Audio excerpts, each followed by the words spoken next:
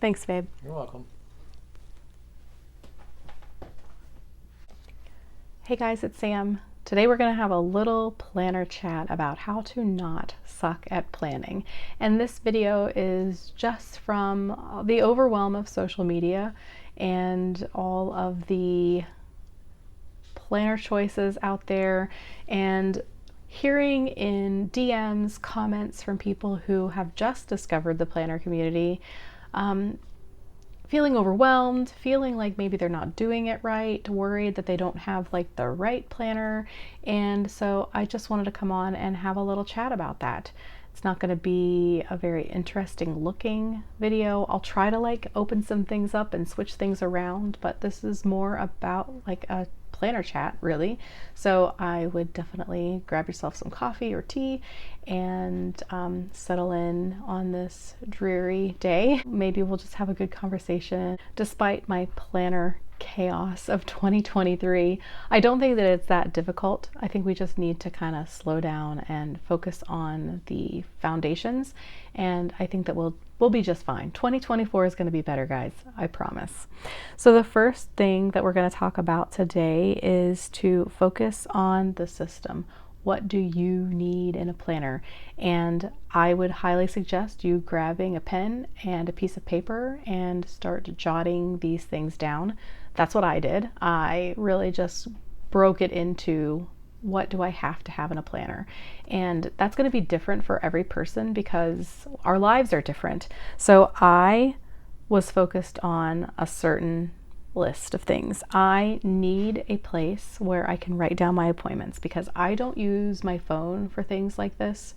I am really a pen to paper kind of person. There's something romantic about it. There's something calming about it, and it helps me remember if I write it down. So I need a place for my appointments. I need a place for my tasks. I need a place for my lists. I need a place where I can track things. That's important to me. And some things to account for on top of that would be, do you need a planner that's timed? Do you need a planner that's timed to the hour? Do you need a planner that is vertical or horizontal? I believe that not everyone does best with each of those layouts. I tend to lean into a planner that has more of a horizontal layout. For me personally, do you want a planner that has your monthly, your weekly? Do you need a planner that is a daily? Do you need a planner that has all of those? Because there are those planners out there. You need to just start writing things down, the things that are important to you, the must-have lists for your planner. Just like if you were buying a house, this is just hopefully less expensive. Your must-haves. What are the things that you can't live without? And what are the things that you would like to have if you found a system? Maybe you were looking for your must-haves and you have your, I'd like to have this on the side, and you have two planners that you've narrowed it down to. Then you could see which one has the must-haves and which one is going to be better for the things that you would like to have. And I would very much encourage you at this stage of the game to not have a planner already in mind that you would like to fit your needs into, because in my opinion that is destined for failure. If you start with what you need first and then the planner kind of comes to you that's going to fit those things, it's going to be much better than if you try to fit your needs into a planner. So for me in particular, I have the must-haves of needing a place to put my appointments, and I'm just going to use the Hobonichi Weeks as an example. This is definitely not the perfect planner out there. I don't know that there is the perfect planner, but there's the planner that can be perfect enough for us. But the Hobonichi Weeks does have a place where I can put my appointments. And the fact that the months are all here and go up to March of 2025 gives you a little bit of room to put those last minute appointments at the end of the year that move into the next calendar year. I also have a need for writing down tasks, and this also allows for that. So you could put high level tasks for the month here, and then the Hobonichi Weeks has a horizontal layout in it. And this horizontal layout gives this whole right hand side of the week, allows for you to put anything you want here on the side. So I can obviously put my tasks. I don't generally do daily planning, and when I do, it's kind of off and on, and I don't really feel like I have to have anything that's like timed to the hour. So this doesn't have a daily planner in it, and it doesn't have any kind of hourly tracking, and that works for me. But if you already know that you need a daily planner and that you really like an hourly, you know that the Hobonichi Weeks is not going to work for you. So again, starting with the list of what you do need will help you find your planner system. It also has a lot of notes pages in the back that you can do anything that you want with. For me, I also like the ability to add trackers and lists, and so you can add things to the back of this planner because there are so many notes pages. So again, that works for me. And I also really like to be able to track some health things, and there is also a calendar at the beginning of the Hobonichi Weeks where you can do that. So I find a lot of positives in this planner. This is kind of a cross, in my opinion, for me, between a memory keeper, a journal of sorts, and a planner. And so I also lean on other books to round out my system so that I have something to look back through. And I don't know, it's like I said, it's paper and comforting to me, and that might sound silly, but that's me. And then this, which is a workhorse that I can just jot things down in and not worry about because it doesn't feel permanent. I also like to keep these notebooks around. These are like $1 from Walmart, and this actually gets quite a lot of use. And I actually have my video notes in here as well. Just more proof that you don't have to have a lot of money invested in a system for it to be functional. You can find printables out there in the world for free, and you can paste those into this $1 notebook from Walmart and you have yourself a planner. But anyway, so just focusing on what you need so that you know what you need to start your search with. Focus on the system. What do you need in a planner? The second is going to be to choose your desired medium. Like I said, I use kind of a Franken system of more than one book because I like certain aspects of both. You need to think about what is available out there and which one of those you feel more drawn to use. So you have your spiral bound, you have your disc bound, you have your ring bound, your book bound, traveler's notebooks. There's so many things to choose from. But now that you've gotten what your core list of things that you do need down, then you can start trying to decide which one of those formats of planners makes the most sense to you. Or maybe it's this is what you hate. You absolutely hate rings. So there's one that's already out. And you can narrow down your search from there.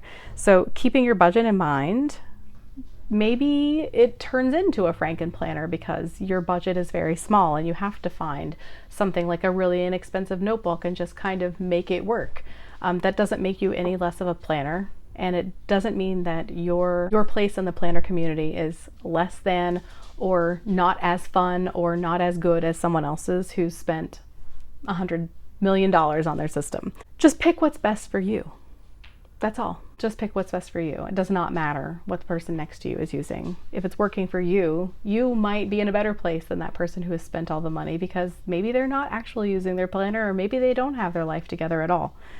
Anyway, this one is really hard for me, this next point, because I have struggled so much since finding the planner community to make this a reality for myself, and that is to focus on the covers last. So the covers, honestly, I've always been a planner. I've always been into stationery. I was always that girl who was going to the little store at school and Staples and all of that, looking at all the pens and paper. I've always been obsessed with stationery. But this part of it never happened before the planner community for me. Maybe that's not the case for everyone, but for me, that's when it started. So I remember it was like 2013, 2014, and I saw the Filofax Maldens and the Filofax Originals had just come out on social media, and I was like, what have I been missing my whole life? And I suddenly needed to elevate myself from the person who went and grabbed a little planner from Walmart to elevate to leather. And from there, it's always been oh, look at this beautiful cover, and I have to make my system work because I need to use this beautiful cover instead of the system being the star. No wonder I've struggled, right? So I was working from everything backwards. So definitely don't start there. For one, even if you do have the money, if that system doesn't work out, you're out so much more. And I can't tell you how many times I have been looking for a new planner system, and I am imagining something, like we romanticize, that's kind of silly to say out loud, but you romanticize this planner system and you think that it's going to be the perfect fit for you, and you piece it all together in your head and you put it all in shopping carts, and maybe you even print out things to try to like preview it, trying to be smart, right? Beat the system. And then you get it in and you realize within maybe minutes, days, that it's definitely not for you. And here you are out all of this money, and then you have the guilt associated with spending the money and failing, how you're going to get rid of it, how you're going to recoup some of your costs, and it's just a lot of stress for nothing. If you, for instance, go with rings, it's kind of difficult to know if rings are going to be a system for you if you don't actually buy something with the rings. But maybe you start out with a really inexpensive planner that is not leather, and you're spending like $30 or $40, and usually it was going to come with inserts already in it, which might not be your favorite, but would at least let you preview the system so that you know if this system has a fighting chance or not before spending double or triple that on something that's more expensive. The other thing is that I'm always like wanting to do it all at the same time. You know, I've got this planner that I've been romanticizing, and I'm going to buy this planner, I'm going to buy this cover, I'm going to buy all these things to decorate it, and the stickers and the accessories, and again, all of these things that you didn't have to spend money on and now have to find a way to try to recoup some of your costs, or not, or you're out. And whether or not you have the money for it doesn't really matter, because none of us really want to waste money, right? We want to be wise with the money that we've worked so hard to earn. And I mean, whether or not you have a lot or a little, everything has gone up, and nothing is getting as far with our dollar as it had before. So we just want to try to be wiser with our funds. And so to buy all of the beautiful things to go with a system before we even know if a system is going to work, it's unwise for so many reasons. There is a real thing like feeling like a failure when you feel like you found the right thing and then it turns out to not be the one. So why compile that feeling by adding other things to the failure list if you don't need to?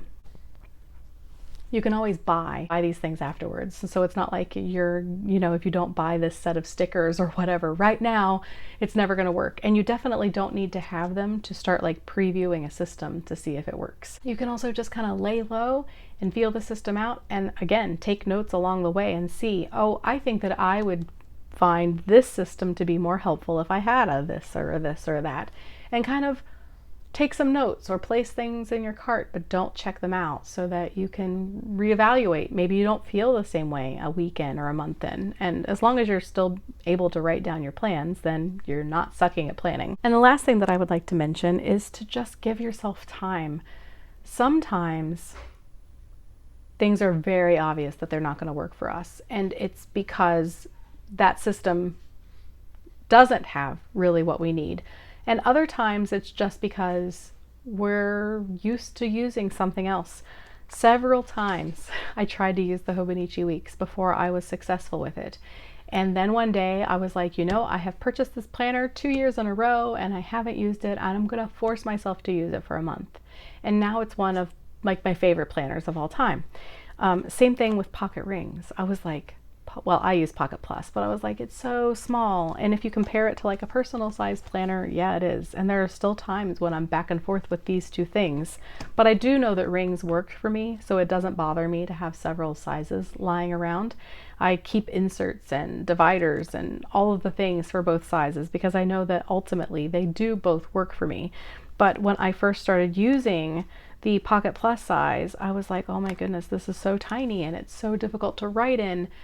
But then I started reevaluating what I did need to write down on a daily basis, and like when I'm out and about or whatever, and I was like, oh, this actually can work. And with smaller planners, a lot of the times it has more to do with like the kinds of inserts that you're using so that you can maximize the space, so that it's still functional if you're into that sort of thing. But you always have an adjustment period, you know, going from a planner that you can buy at the grocery store to a bullet journal. Those are very different products, and you're not going to find your flow with a new system the first hour that you're using it. So just give yourself time to adjust to the change. If you think that you hate it, sit down and evaluate that. Do you hate it because it's new and foreign and you don't feel comfortable? Or do you hate it because it's not going to functionally work for your needs? Because those are very different things. So that's my little TED Talk for the day about how to not suck at planning. I think that those are the most important things when it comes to our planner fails. There's a lot more to that story because of social media and all of the things that are out there to choose from, but those I think are the core basics to finding a system and having that system work for you. I'd love to hear your thoughts in the comments below. I always like hearing from you guys. Let me know what you think. Have you used similar tactics to find your perfect planner system? Are you there yet? Still looking? Yeah, I can't wait to chat with you. I hope that you liked this video, and if you did, please give it a thumbs up. And if you're new around here and don't want to miss out on future videos, I'd really appreciate it if you consider subscribing. Thanks so much as always for watching, and I hope to see you again soon. Bye guys.